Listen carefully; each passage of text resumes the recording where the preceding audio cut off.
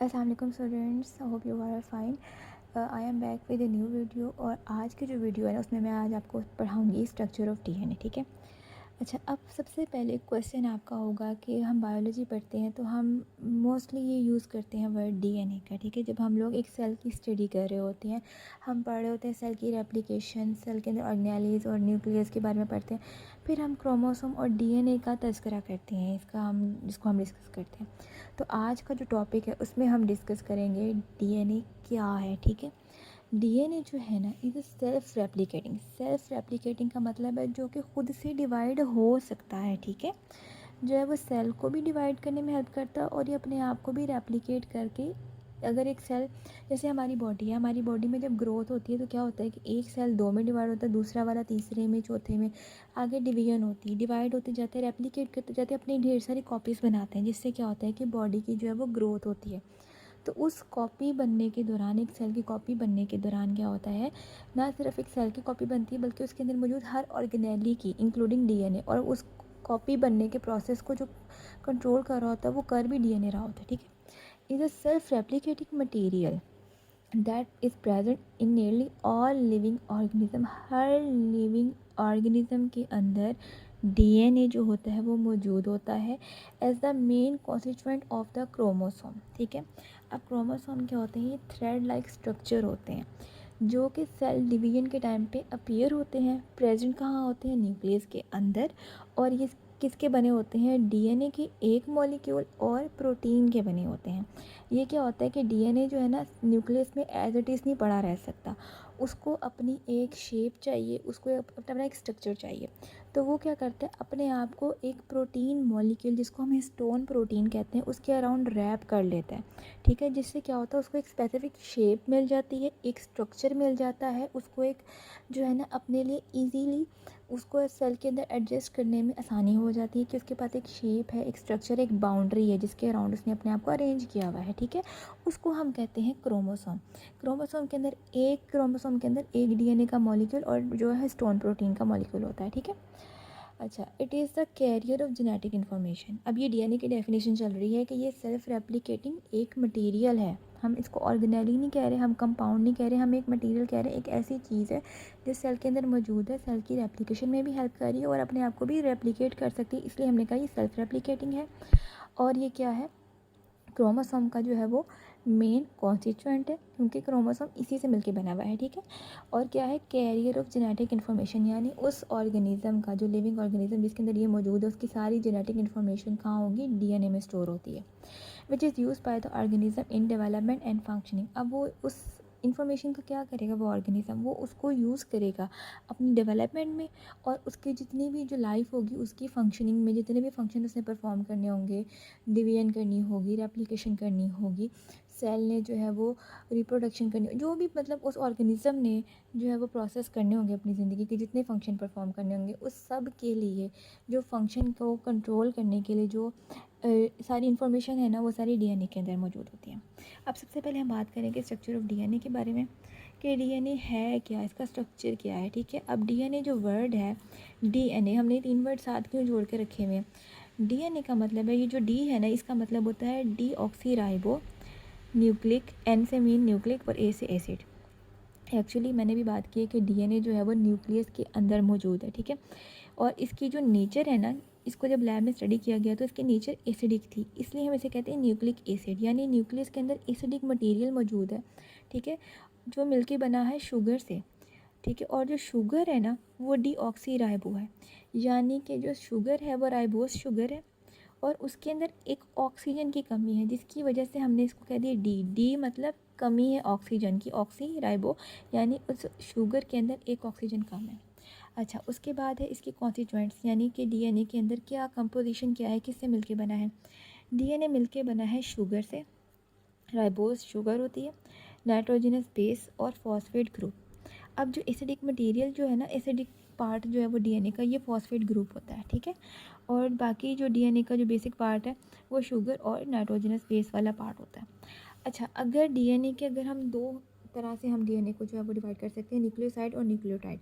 अगर डीएनए के ऊपर से फॉस्फेट ग्रुप हटा दिया जाए, यानी डीएनए के अंदर सिर्फ शुगर और जो है वो नाइट्रोजनस बेस का पार्ट रह जाए, उसको हम कहते हैं न्यूक्लियोसाइड।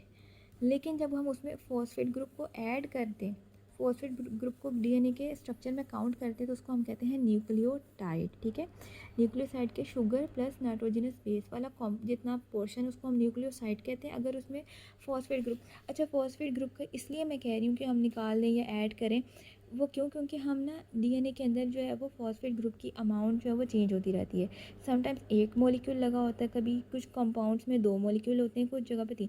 इस वजह से जो है हम इसको न्यूक्लियोसाइड और न्यूक्लियोटाइड के अंदर डिवाइड करें कि हम अगर ये जो ये पार्ट चेंज नहीं ना हो सकता डीएनए का, वो है न्यूक्लियोसाइड। ठीक है, शुगर और नाइट्रोजनस बेस, ये जो अटैच होगी नाइट्रोजनस बेस और शुगर के साथ, वो होगी। फॉस्फेट ग्रुप का नंबर जो है वो वेरी कर सकता है। ठीक है, 1 हो सकता है फॉस्फेट ग्रुप, 2 हो सकता है, 3 हो सकते हैं, लेकिन ये वाला जो पोर्शन है न्यूक्लियोसाइड वाला, ये हमेशा कांस्टेंट रहता है। ठीक है, और जब ये तीनों मिल जाते हैं तो हम इसको कहते हैं, यानी जब फॉस्फेट ग्रुप भी आके अटैच होता है तो इसको हम कहते हैं न्यूक्लियोटाइड। ठीक है। अच्छा, अब सबसे पहला कॉन्स्टिट्यूएंट जो है, जो सबसे इम्पोर्टेंट पार्ट है डीएनए का, वो है शुगर। ठीक है। अच्छा, each strand has a backbone made of alternating sugar deoxyribose. Deoxyribose को मैं पहले बता चुकी हूँ, ऐसी शुगर जिसमें ऑक्सीजन एक कम है। ठीक है, ऑक्सीजन की कमी है। And phosphate group. ठीक है, तो ये डीएनए का जो एक स्ट्रैंड होता है ना, उसकी जो बैकबोन कहते हैं, यानी रीढ़ की हड्डी जो है, यानी डीएनए का जो सपोर्टिंग, जो मेन सपोर्ट है ना डीएनए को, वो शुगर के अल्टरनेटिंग, यानी ऊपर एक शुगर नीचे एक शुगर, इस तरह शुगर का पूरा एक स्ट्रैंड बना हुआ होता है, और वो एक्चुअली डीएनए को सपोर्ट कर रहा होता है, हेल्प कर रहा होता है कि उससे वो डीएनए अपना स्ट्रक्चर मेंटेन कर सके। ठीक है, तो डीएनए के अंदर जो शुगर होती है वो पेंटोस यानी 5 कार्बन वाली होती है। ये उस शुगर का स्ट्रक्चर बनाया हुआ है। ठीक है, कि ये पहला कार्बन है, ये दूसरा, ये तीसरा, ये चौथा, और ये चौथे के ऊपर 5वां लगा हुआ है। ठीक है, और ये ऑक्सीजन जो है वो एक मॉलिक्यूल इसके साथ अटैच हुआ है। अब मैं कही जा रही हूँ डीऑक्सीराइबोज, डीऑक्सीराइबोज, डीऑक्सीराइबोज। तो डीऑक्सीराइबोज का जो ये यहाँ पे मतलब ये है कि यहाँ पे ऑक्सीजन लगना था यहाँ पे एक सेकेंड कार्बन के ऊपर, पर क्या हुआ कि यहाँ पे, क्योंकि हम लोगों ने डीएनए का स्ट्रैंड बनाना है, ठीक है, तो इसका मतलब ये हुआ कि इस पूरे मॉलिक्यूल में से कोई पार्ट ऐसा होगा ऑब्वियसली जिसने अगले वाले जो है वो मॉलिक्यूल के साथ अटैच होना है। तो यहाँ पे जो है वो ऑक्सीजन प्रेजेंट होना चाहिए था यहाँ पे, लेकिन क्या हुआ कि यहाँ पे ऑक्सीजन की कमी है, जिसकी वजह से जो है ये हाइड्रोजन बाद में रिमूव हो जाएगा और उसके बाद यहाँ पे अगला स्ट्रैंड आ जाएगा। इस तरह से मतलब डीएनए के जो है वो शुगर आगे से आगे अटैच होते जाएंगे, और फिर यहाँ पे क्या होगा, फॉस्फेट ग्रुप की मदद, चूँकि यहाँ पे फॉस्फेट ग्रुप लगेगा, हाइड्रोजन यहाँ से भी रिमूव होगा, यहाँ फॉस्फेट ग्रुप लग जाएगा, और यहाँ से जो है वो अगले जो है वो हाइड्रोजन के अगले ऑक्सीजन के साथ यहाँ पे बॉन्डिंग बन जाएगी, और इस तरह जो है वो पूरा शुगर का एक जो है वो स्ट्रैंड बन जाएगा। तो वो क्या करेगा, एज अ बैकबोन सपोर्ट करा होगा डीएनए के स्ट्रक्चर को, ताकि डीएनए अपना स्ट्रक्चर मेंटेन कर सके। अदरवाइज डीएनए कोलैप्स कर जाएगा, टूट जाएगा, उसके मॉलिक्यूल अपने आप को सपोर्ट नहीं कर पाएंगे, एक जगह पे नहीं रह पाएंगे। उसका पूरा एक स्ट्रक्चर है, उस स्ट्रक्चर के अंदर जेनेटिक इन्फॉर्मेशन स्टोर है, तो उसको बेहतरीन बनाने के लिए, उसकी सपोर्ट को बेहतरीन बनाने के लिए क्या है कि ये कार्बन का पूरा एक स्ट्रैंड होगा, शुगर का पूरा एक स्ट्रैंड होगा, जो क्या कर होगा, एज अ बैकबोन उसको सपोर्ट कर रहा होगा। और ये 5 कार्बन वाली शुगर होगी, जिसके अंदर क्या होगा, ऑक्सीजन जो सेकेंड पोजिशन पर था वो एक मिसिंग होता है। ठीक है, यहाँ पे भी मैंने लिख दिया कि सेकंड पोजीशन पे जो कार्बन है वो वहाँ पे एक ऑक्सीजन की एब्सेंस है। उसके बाद है डीएनए के अंदर जो सेकंड चीज़ आती है वो है बेसिस, नाइट्रोजनस बेसिस। अब नाइट्रोजनस बेसिस जो है यहाँ पे 2 तरह की होती हैं, एक होती है प्यूरिन, ठीक है, और एक होती है पायरिमिडीन। अब ना आपने ये बात याद रखनी है कि जो प्यूरिन है ना, इनका नाम तो छोटा है पर इनका क्या है, स्ट्रक्चर बड़ा है, और पायरिमिडीन का नाम बड़ा है, पायरिमिडीन्स। ठीक है, लेकिन स्ट्रक्चर वाइज ये छोटी हैं प्यूरिन से। ठीक है, अब जो प्यूरिन होती है ना, ये बड़ी बेसिस होती है, इनके स्ट्रक्चर में 2 रिंग्स होते हैं। ठीक है, जबकि पायरिमिडीन जो होती है ना, ये बेसिस जो होती हैं वो ज़रा छोटी होती हैं साइज़ में एज़ कम्पेयर टू प्यूरिन के। ठीक है, 2 तरह की होती हैं बेसिस, याद रखना है आपने, एक होती है प्यूरिन, एक होती है पायरिमिडीन। प्यूरिन जो होती है वो स्ट्रक्चर वाइज बड़ी होती हैं पायरिमिडीन से, इनके अंदर डबल रिंग होता है, इनके अंदर सिंगल रिंग होता है। ठीक है, और इनकी एग्जांपल है एडेनिन और गवानिन। ठीक है, एडेनिन और गवानिन, प्यूरिन है ना, तो इन बेसिस के एंड पे आई, यहाँ पे INE आएगा, एडिनिन और गवानिन, क्योंकि ये प्यूरिन है।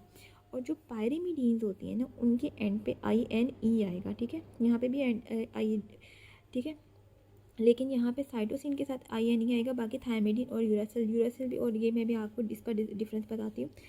पायरिमिडीन्स में क्या है, स्मॉल बेसिस है, सिंगल रिंग है और नाम इनका बड़ा है, साइटोसिन और थायमिडीन, ठीक है, क्योंकि ये पायरिमिडीन है। और यूरासिल जो है वो DNA के अंदर नहीं होती, यूरासिल होती है RNA के अंदर, ठीक है। DNA में ना थायमिडीन मौजूद होती है और यूरासिल जो होती है वो RNA में होती है, ठीक है, और ये जो होती है ये DNA में होती है। अच्छा, the basis of DNA have heterocyclics. Heterocyclic का मतलब होता है ऐसा स्ट्रक्चर जिसमें सिर्फ एक, जैसे अब ये एक रिंग है ना, उसके अंदर कार्बन ही के मॉलिक्यूल नहीं मौजूद, उसमें नाइट्रोजन भी है, उसमें कहीं पे हाइड्रोजन भी लगा होगा, तो इस तरह का जो स्ट्रक्चर होगा ना उसको हम कहते हैं हेट्रोसाइक्लिक स्ट्रक्चर, जिसमें साइकिल बना हुआ यानी एक रिंग बना हुआ है, लेकिन वो रिंग एक एलिमेंट ने नहीं बनाया हुआ, यानी वो कार्बन का नहीं। जैसे बेंजीन में क्या है कि सारे कार्बन का जो है वो रिंग बना होता है और उसके साथ हाइड्रोजन अटैच होते हैं, ठीक है, तो हम उसको कहते हैं कि मोनोसाइक्लिक है।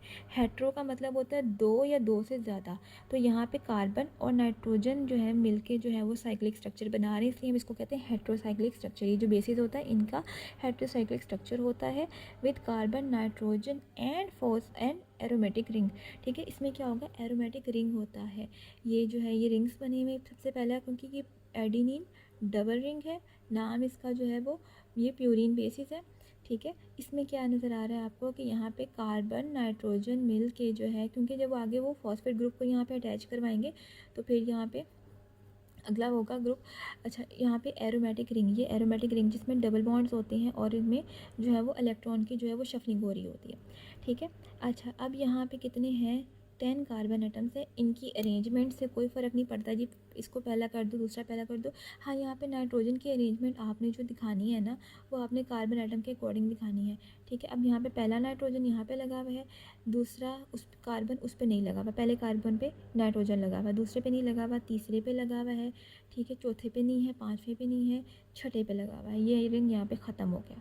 अब अगला रिंग यहाँ पे है सातवां, यहाँ नौवां भी आ सकता है, आठवां, कोई भी आपके अपने अकॉर्डिंग नंबरिंग कर सकते हो। यहाँ मैंने मेंशन किया हुआ है कि नाइट्रोजन के अकॉर्डिंग जो है वो जो नाइट्रोजन की पोजीशन के अकॉर्डिंग मैंने बताया हुआ है कि यहाँ पे पहले कार्बन पे नाइट्रोजन लगा हुआ है, तीसरे कार्बन पे लगा हुआ है, दूसरे पे नहीं लगा हुआ, ठीक है, यहाँ नज़र भी आ रहा है। उसके बाद 6 कार्बन पे नाइट्रोजन लगा हुआ है, उसके बाद 7 कार्बन पे नाइट्रोजन लगा हुआ है, उसके बाद 9 पे लगा हुआ है, 10 और 8 पे नहीं लगा हुआ, ठीक है। तो ये एडेनिन का स्ट्रक्चर है, इसमें क्या है, दो जो है वो रिंग है, ठीक है, और कार्बन और नाइट्रोजन मिल के क्या है वो हेट्रोसाइक्लिक स्ट्रक्चर बना रहे हैं। उसके बाद है गवानीन। गवानीन में क्या है, ये भी प्यूरीन ही है बेसिस, और इसका मतलब है इसके अंदर दो रिंग होंगे, ठीक है। तो यहाँ पे भी क्या है, डबल साइक्लिक जो है स्ट्रक्चर आ गया, आपको रिंग स्ट्रक्चर नज़र आ रहा है डबल रिंग। और यहाँ पे क्या है, यहाँ पे नाइट्रोजन था, यहाँ पे ऑक्सीजन है, यहाँ पे अमाइन ग्रुप था NH2 और यहाँ पे ऑक्सीजन अटैच हुआ हुआ है। अच्छा, अब यहाँ से जो है उन्होंने काउंटिंग शुरू कर दी है, पहला कार्बन है उसके ऊपर नाइट्रोजन अटैच हुआ हुआ, दूसरे कार्बन पे नाइट्रोजन अटैच है, तीसरे पे है, इसके अलावा और किसी जगह पे नहीं है। तो यहाँ पे 1, 2 और 3 पे हमने नाइट्रोजन की पोजीशन बता दी है कि इस जो है वो स्ट्रक्चर में नाइट्रोजन 1, 2 और 3 कार्बन के साथ अटैच हुआ हुआ है। उसके बाद आ जाता है साइटोसिन, ठीक है, क्योंकि ये पायरिमिडीन बेस है इसकी वजह से इसका रिंग एक होगा और ये सारे स्ट्रक्चर में छोटा होगा, इसमें सिर्फ एक ही नाइट्रोजन है और उसके अलावा एक ऑक्सीजन की पोजीशन हमने यहाँ मेंशन कर दी है, ठीक है।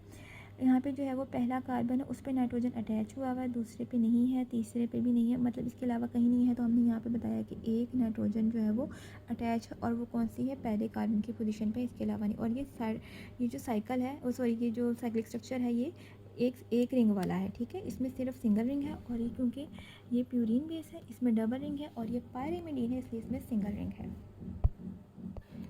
उसके बाद आता है, मैंने और नाम लिए थे दो, यूरासिल और थायमीन।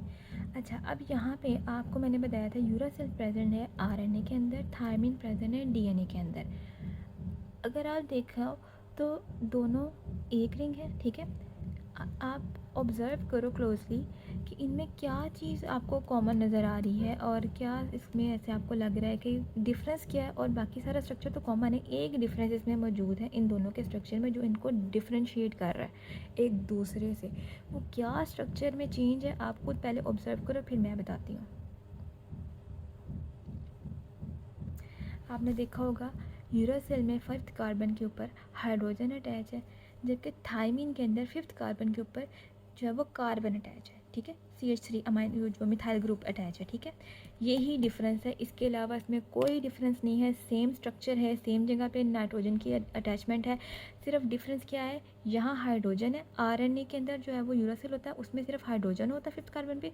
थाइमिन जो होता है वो DNA के अंदर मौजूद होता है और उसके ऊपर जो है वो CH3 जो है यानी मिथाइल ग्रुप यहाँ पे अटैच हुआ हुआ है, ठीक है। यही मैंने यहाँ पे बात लिख दी है दोबारा कि यहाँ पे सिर्फ इतना सा डिफरेंस है यूरासिल और थाइमिन का कि यहाँ पे 5th कार्बन के ऊपर जो है वो हाइड्रोजन है यूरासिल में, और थाइमिन के केस में CH3 यानी मिथाइल ग्रुप अटैच हुआ हुआ है, जिसकी वजह से एक दूसरे से ये थोड़ा सा डिफरेंस जो है वो इनके अंदर पैदा हो जाता है।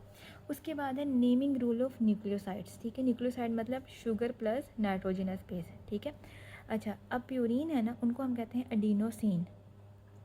प्यूरीन, अगर सिर्फ हम शुगर और नाइट्रोजनस बेस के बारे में बात कर रहे हैं तो अगर वो प्यूरीन होगी बेस, ठीक है, तो हम उसको कहेंगे एडिनोसिन। और अगर वो गवानीन होगी तो हम कहेंगे गवानोसिन, ठीक है।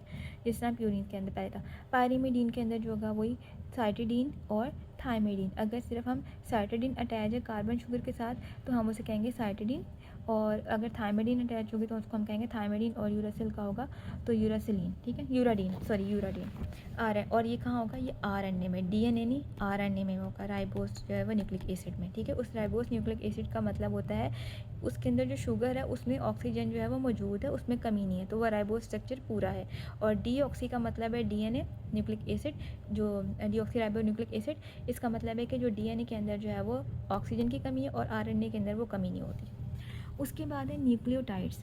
अच्छा, न्यूक्लियोटाइड का मैंने पहले बताया कि sugar plus nitrogenous base plus phosphate group, और मैंने ये बात पहले भी मेंशन की वीडियो में कि फॉस्फेट ग्रुप वेरी कर सकते हैं नंबर में, जैसे कि मोनो, बाई या डाई और try. Number of phosphate group जो है वो एक DNA के स्ट्रक्चर में वे या जो है वो न्यूक्लियोसाइड के साथ अटैच होने के बाद वो वेरी कर सकते हैं। न्यूक्लियोटाइड में जो है वो जो फॉस्फेट का ग्रुप होगा वो नंबर उसका वेरी कर सकता है। ये देखना होता है कि हमने कैसे जो है कितना हमें फॉस्फेट ग्रुप चाहिए, उस हिसाब से वो अटैच हो जाता है। अगर वो एक फॉस्फेट ग्रुप होगा, जैसे यहाँ पे हमने एडिनोसिन मोनोफॉस्फेट, एक फॉस्फेट ग्रुप अटैच है, ठीक है। और अगर दो होंगे तो एडिनोसिन डाइफॉस्फेट, ठीक है। और अगर 3 होंगे फॉस्फेट ग्रुप अटैच जो है वो न्यूक्लियोसाइड के साथ, तो हम उसको कहेंगे एडिनोसिन ट्राइफॉस्फेट। तो ये नेमिंग रूल है, फॉस्फेट के नंबर के अकॉर्डिंग हम नेम करते हैं न्यूक्लियोटाइड को, कि वो एडिनोसिन मोनोफॉस्फेट होगा, एडिनोसिन डाइफॉस्फेट होगा या एडिनोसिन ट्राइफॉस्फेट होगा। और न्यूक्लियोसाइड में हम क्या करते हैं, हम प्यूरीन को देखेंगे, इसमें एडिनोसिन होगी। प्यूरीन कौन सी है, एडिनोसिन, और गवानीन और एडिनिन, तो हम इसको एडिनोसिन, क्योंकि ये न्यूक्लियोसाइड है ना, एडिनोसिन और गवानोसिन कहेंगे। और पायरिमिडीन के केस में हम कहेंगे साइटिडीन, थाइमिडीन और यूराडीन। यूराडीन होगा RNA के अंदर, थाइमिडीन होगा DNA के अंदर।